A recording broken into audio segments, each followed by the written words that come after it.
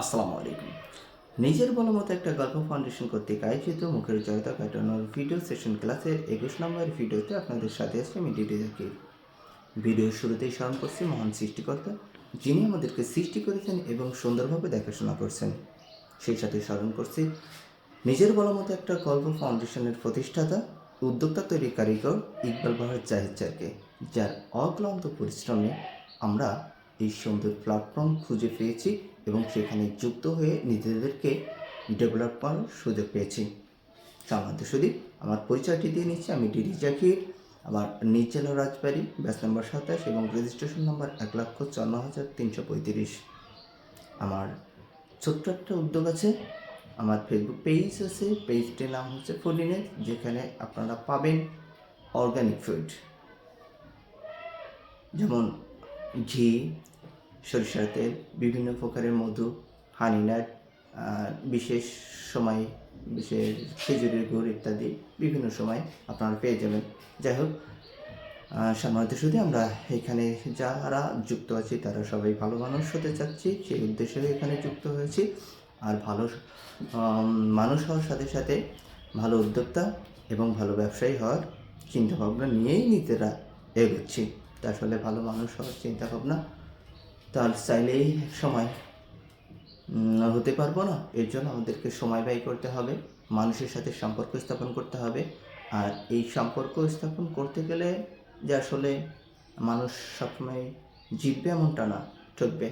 আর আসলে সব প্ল্যাটফর্মে, শুধু এই প্ল্যাটফর্মে না, সব প্ল্যাটফর্মে আপনারা দেখবেন যে আসলে প্রতারক থাকেই বা খারাপ মানুষ থাকবেই।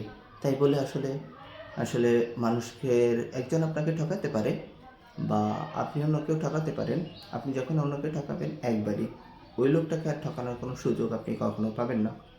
বা অন্য যে লোক আপনাকে ঠকানোর চিন্তা করবে, তখনও আপনাকে একবারই অন্য কাউকে ঠকানোর মতো সুযোগ আর আপনি দিবেন না।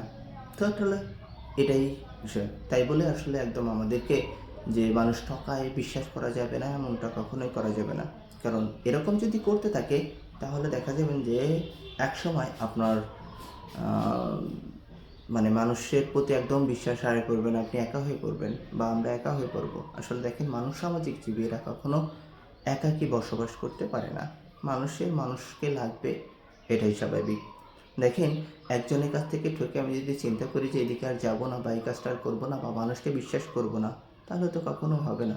কেননা একটু খেয়াল করে দেখেন যে অ্যাক্সিডেন্ট হতে পারে গাড়িতে, বাসে বা বিভিন্নভাবে অ্যাক্সিডেন্ট হতে পারে। এখন তাই বলে কি মানুষ বাসে চড়া বাদ দিয়ে দিবে? বা বাসে চড়া বাদ দিয়ে যদি দেয়, তাহলে কি তার সাধারণ কাজকর্মগুলো, তার যে জীবনযাত্রাগুলো, এই কাজগুলো কি সে কখনো ভালোভাবে করতে পারবে? না। যেমন আপনি যদি বাসে চড়ে ঢাকায় যেতে চান, সাধারণত রাজবাড়ী থেকে 3.5 ঘন্টা 4 ঘন্টা সময় লাগে।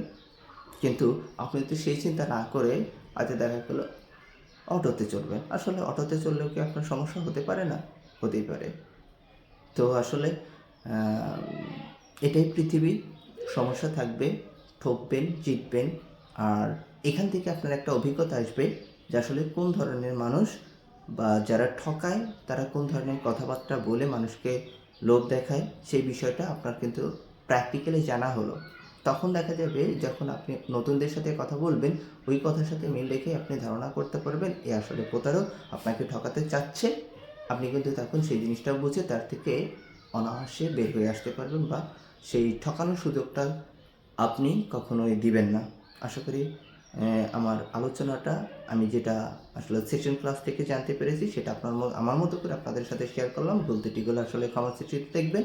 সেই সাথে নিজের বলা মতো একটা গল্প ফাউন্ডেশনের সকল সদস্যদের শুভেচ্ছা জানিয়ে এবং ব্যবসায়িক সফলতা জানিয়ে আজকের মতো বিদায় নিচ্ছি। আমি ডিডি জাকির। দেখা হচ্ছে পরবর্তী ভিডিওতে। আল্লাহ হাফেজ।